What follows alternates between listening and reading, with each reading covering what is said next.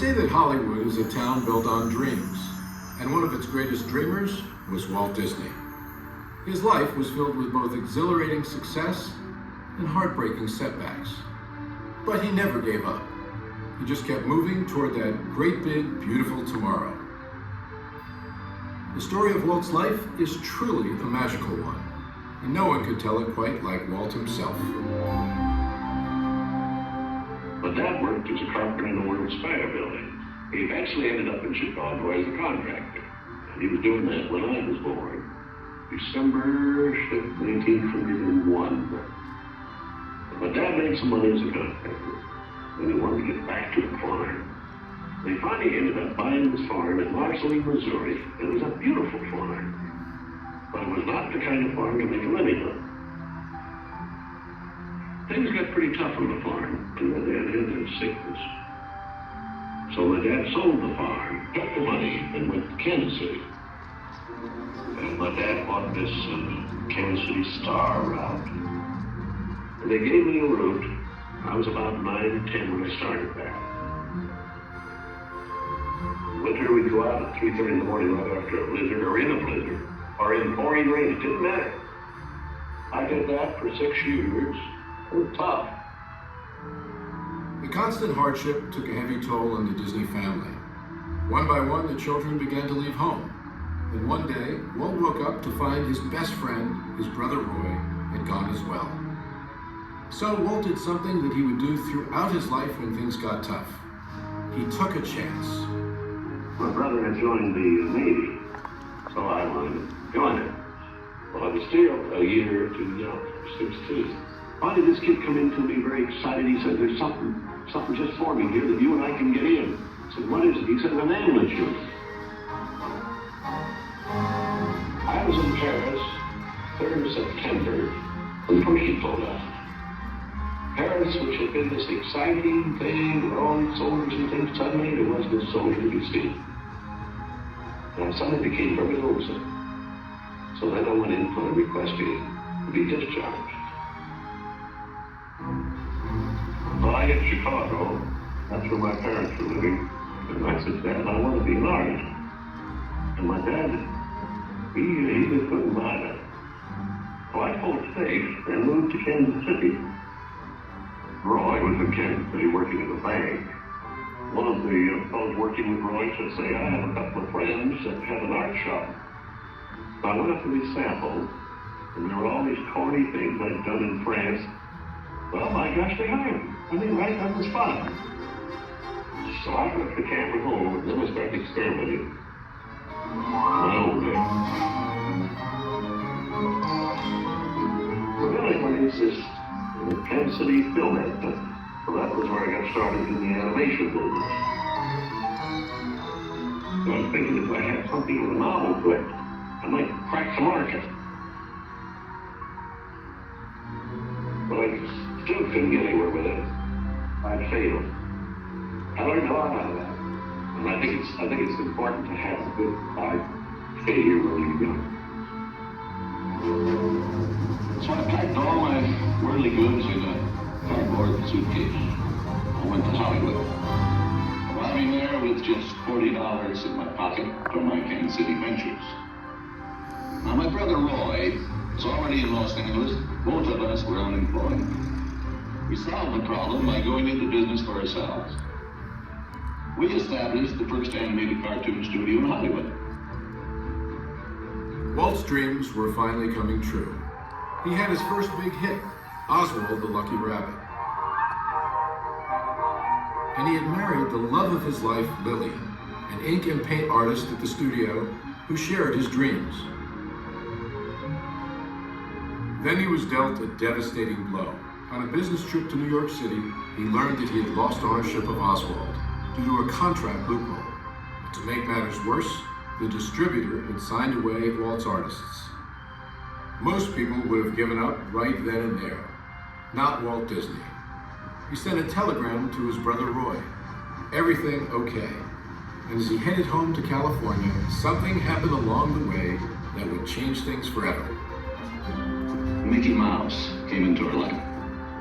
he popped out of my mind onto a drawing pad on a train ride from Manhattan to Hollywood at a time when the business fortunes of my brother Roy and myself were at lowest ebb and disaster seemed right around the corner. His first actual screen appearance was at the Old Colony Theater in New York in Steamboat Willie. He was the first cartoon character to stress personality, and I thought of him from the first as a distinct individual. I did the voice. Come on, pal, here we go.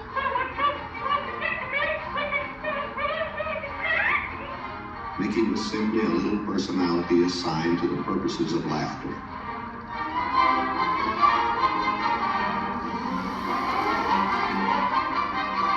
Mickey fitted the need exactly. He brought in the money which saved the day. He enabled us to explore our medium, and he paved the way for our more elaborate screen ventures. By nature, I'm an experimenter, so I had another idea which was plaguing my brain. It was the Silly Symphonies. It was a series without a central character. Every one of us a new type of subject to give us something to reach out and accomplish something different.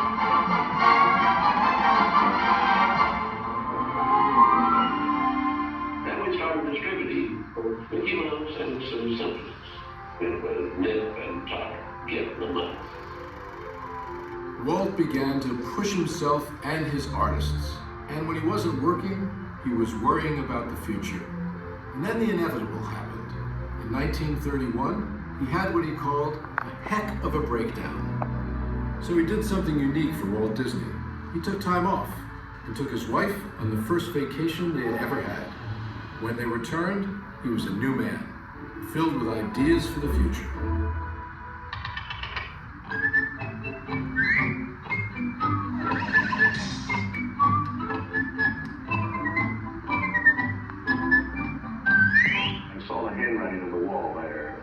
Short subject is just a filler on any program. If I could crack the feature field, then I could do things. I had done a little story research on different fairy tales I might do, and Snow White was one of them. I thought it was the perfect story. I had the heavy. It's some magic. Worship. Now, make a wish. I had the prince, then the girl, the romance. I had the sympathetic dwarfs and things. We started Snow White sometime late 35, and we went around 2 years in the making. We had the family fortune, we had everything wrapped up in Snow White. In fact, the banker, I think, was losing more sleep than I was. We had a big premiere at the Carthy Circle Theater, big, grand Hollywood premiere. All of Hollywood brass turned out for a cartoon.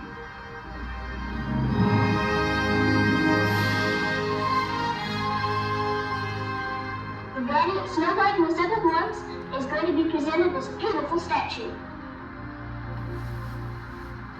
Isn't it great, Mr. Oh, it's beautiful.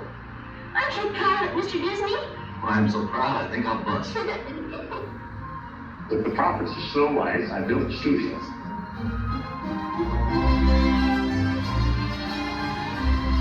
Two years later, I was almost broke. Plus, I had all these pictures and words. Well, no kidding.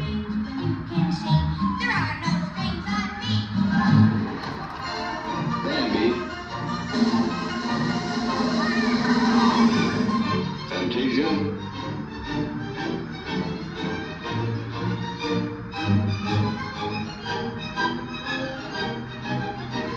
That was when war came. And the whole world was collapsing then. So many of my boys went through the service. So I just practically stopped my feature production. That's all I could do. And after the war, I had quite a problem picking up the pieces. I knew that diversifying of the business would be the salvation of it. So I tried various things. I wanted to go beyond the cartoon. And I thought if I could get into the live area, there's things I could do. Stand by, engines.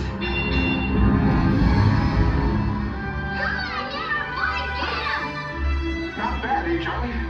Let's open her up and see what she'll really do. I wanted enough different types of things that I could fall on my nose with one of these pictures, but I had another one right behind it that would hit. After a long concentration on live action and cartoon films, we decided to try something that would employ about every trick we learned in the making of films.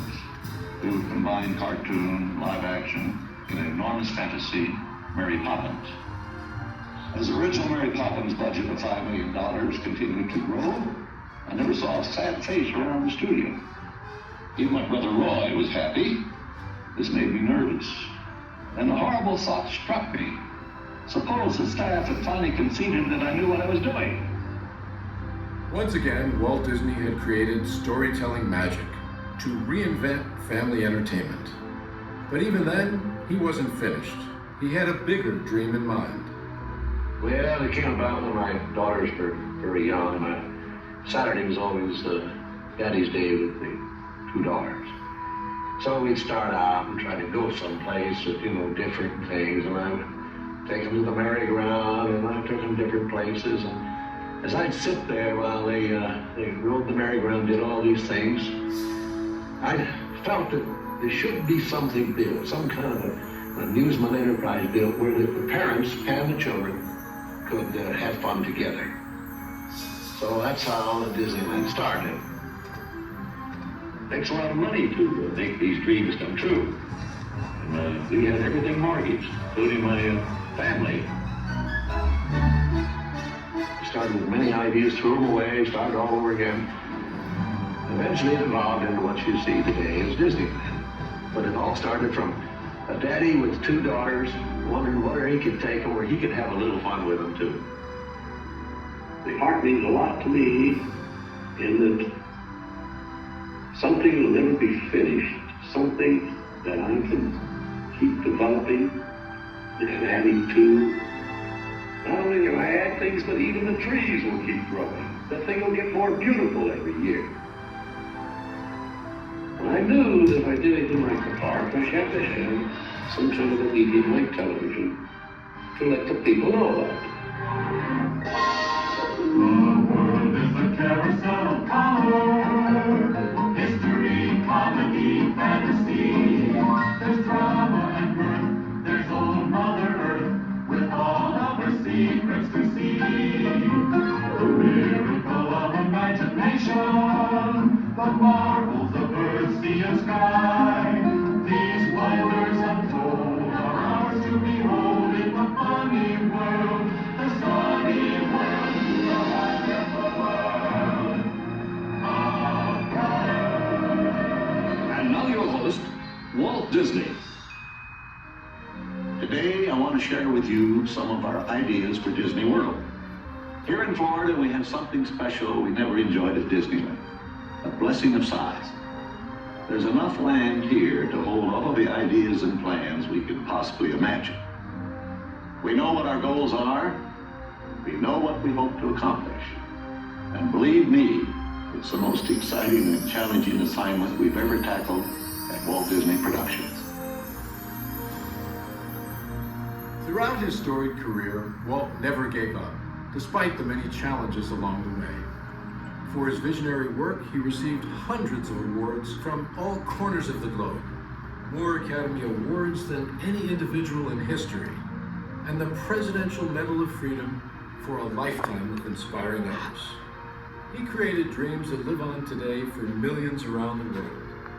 But with all of that, when asked to name his greatest reward, Walt's reply was surprisingly humble. Well, my greatest reward, I think, is that I've been able to build this wonderful organization, and also to have the public appreciate and accept what I've done all these years. That is a great reward. But all individuals are different. I had a brother who I really envied because he was a mailman. But he was the one that had all the fun. He had himself a trailer, and he used to go out and go fishing, and he didn't worry about payrolls and story. He just had picture grocers or anything, and he was the happy one. I always said he's the smart Disney. You know, I was stumped one day when the little boy asked, "Do you draw Mickey Mouse?" And I had to admit I do not draw anymore. Well, then you think up all the jokes and ideas. No, I said, I don't do that. Finally, he looked at me and said, "Mr. Disney, just what do you do?" Well, I said, sometimes I think of myself as a little bee. I go from one area of the studio to another and gather pollen and sort of stimulate everybody. I guess that's the job I do. You know, there's a lot of satisfaction in developing ideas into reality, but there's really no secret about our approach. We keep moving forward, opening up new doors, doing new things, because we're curious. And curiosity keeps leading us down new paths. We're always exploring and experimenting. We're interested in doing things that are fun, in bringing pleasure and especially laughter to people. But I only hope that we never lose sight of one thing.